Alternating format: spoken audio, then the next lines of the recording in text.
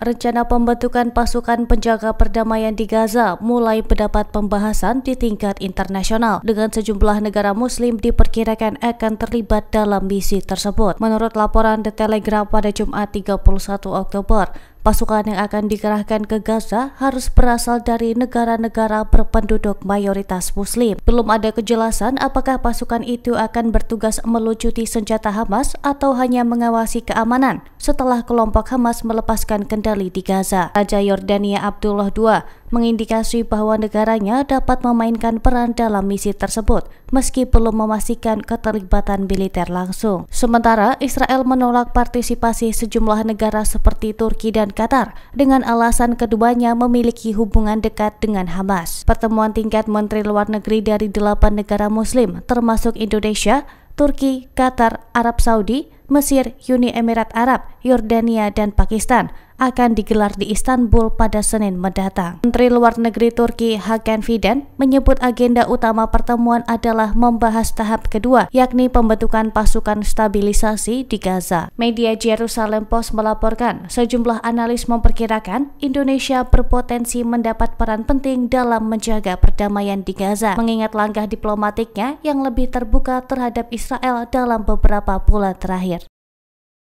Konflik berkepanjangan di jalur Gaza menimbulkan dampak serius terhadap kesehatan mental para tentara Israel. Laporan Pusat Penelitian dan Informasi Knesset mencatat 279 upaya bunuh diri di kalangan militer sejak Januari 2024 hingga Juli 2025. Dari jumlah itu, 36 tentara meninggal dunia dengan mayoritas kasus terjadi di kalangan pasukan cadangan. Mereka disebut mengalami tekanan emosional tinggi, stres berat, hingga trauma akibat kekerasan dan ledakan di medan tempur. Durasi penegasan yang panjang dan minimnya dukungan psikologis turut memperburuk kondisi mental pasukan. Banyak tentara cadangan dilaporkan tidak memiliki pelatihan memadai untuk menghadapi trauma perang. Beberapa tentara bahkan mengaku mengalami mimpi buruk dan kehilangan kemampuan menyesuaikan diri dengan kehidupan sipil. Seorang prajurit bernama Or, 20 tahun, yang bertugas di Khan Yunis, menceritakan pengalamannya menemukan jasad korban di reruntuhan dan mengatakan bahwa aroma kematiannya tidak pernah hilang dari kulitnya.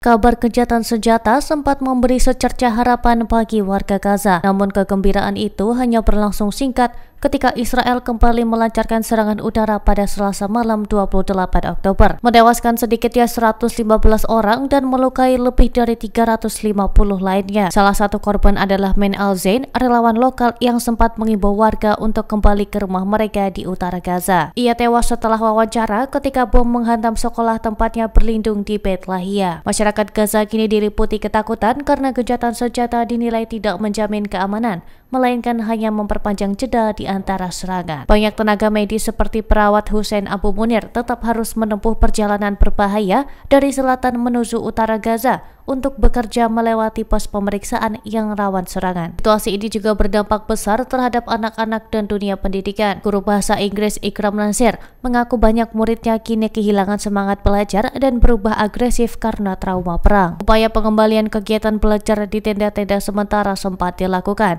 namun serangan terbaru kembali memupus harapan akan kehidupan normal di Gaza.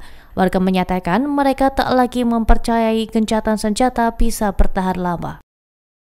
Yordania dan Jerman menegaskan bahwa setiap pasukan internasional yang akan ditempatkan di Gaza harus memiliki mandat resmi dari PBB. Pernyataan tersebut disampaikan oleh Menteri Luar Negeri Yordania Ayman Safadi dan Menteri Luar Negeri Jerman Johan Wedpol. Keduanya membahas rencana pemerintahan pasca perang di Gaza. Dalam skema itu, koalisi negara-negara Arab dan Muslim diharapkan mengirimkan pasukan untuk membantu stabilisasi Gaza, termasuk melatih dan mendukung kepolisian Palestina yang telah diverifikasi. Safadi menegaskan pasukan itu harus memiliki mandat Dewan Keamanan PBB agar sah secara hukum dan efektif dalam menjalankan tugasnya. Namun ia memastikan Yordania tidak akan mengirimkan pasukannya langsung ke Gaza karena kedekatan geografis dan politik dengan wilayah itu. Sementara Wedpol menyampaikan dukungan Jerman terhadap mekanisme hukum internasional melalui mandat PBB dalam pelaksanaan misi ini. Sejumlah pakar PBB memperingatkan bahwa pembentukan pasukan stabilisasi tanpa mandat internasional beresiko menciptakan bentuk pendudukan baru yang dikendalikan Amerika Serikat, sehingga bertentangan dengan prinsip penentuan nasib sendiri rakyat Palestina.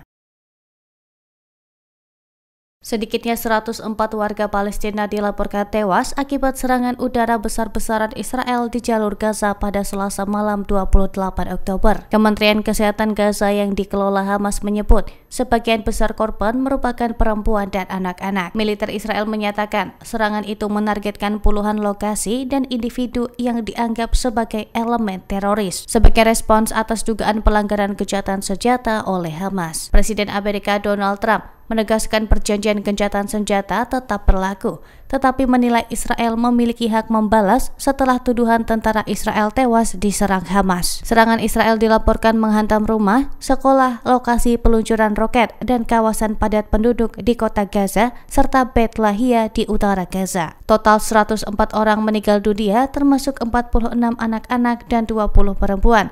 Sedangkan lebih dari 250 orang lainnya mengalami luka-luka. Ledakan juga terjadi di kamp pengungsi Bureij dan Khan Yunis. Download Tribun X sekarang, menghadirkan lokal menjadi Indonesia.